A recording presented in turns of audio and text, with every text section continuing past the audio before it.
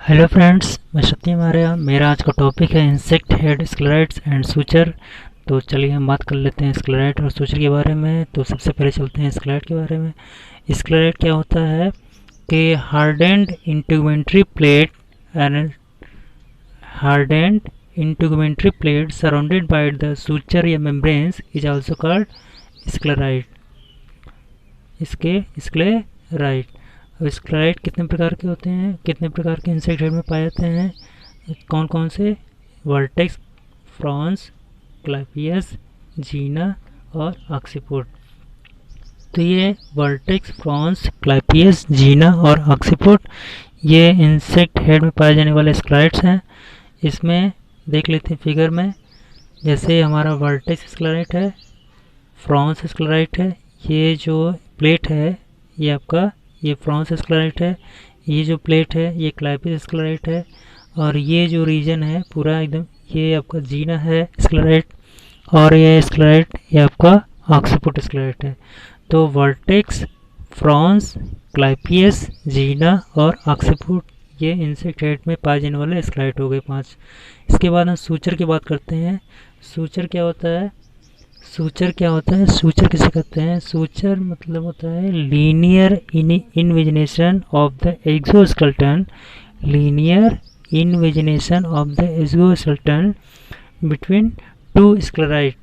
To sclerite के बीच में जो लीनियर इनवेजिनेशन होता है उसी को हम बोलते हैं सूचर। यह वह रेखा जो दो स्क्लेराइड को अलग करता हो उसी को हम सूचर बोलते हैं। तो जैसे समझ लेते हैं इंसेक्ट हेड में पाए जाने वाले सूचर कौन कौन से हैं। Epicranial suture, frontoclypeal suture, clypeolabral suture, post occipital suture. तो ये इंसेक्ट हेड में पाए जाने वाले सूचर कौन से हैं? Epicranial suture, frontoclypeal suture, clypeolabral suture और पोस्ट ऑक्सीपिटल सूचर।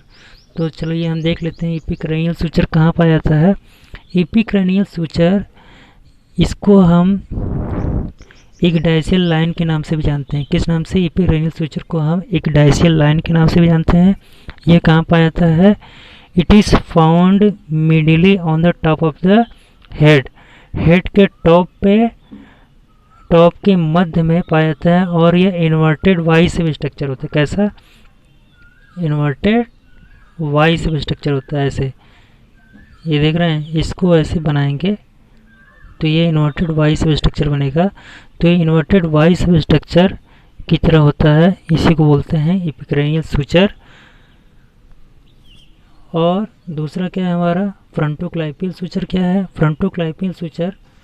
हमारा फ्रॉन्स स्क्लेराइड और क्लैपियस स्क्लेराइड के बीच में ये जो रेखा है, ये लाइन है, इसको हम क्या बोलते हैं? फ्रंटो क्लैपियल सूचर, इसको बोलते हैं फ्रंटो क्लैपियल सूचर। और क्या होता है?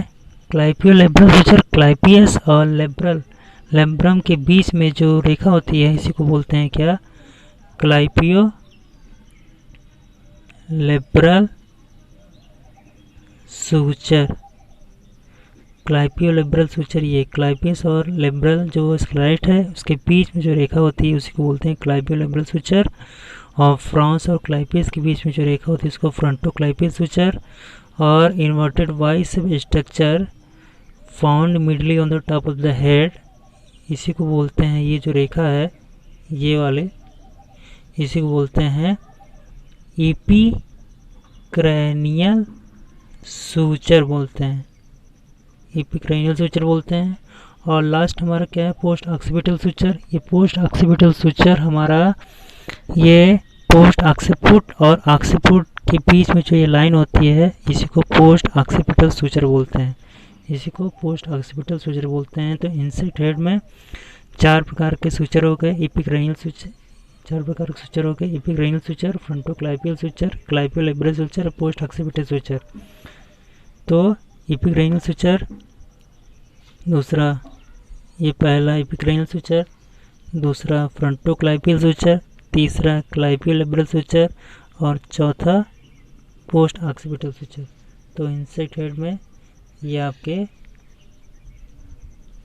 4 प्रकार के सूचर हो गए। Thank you.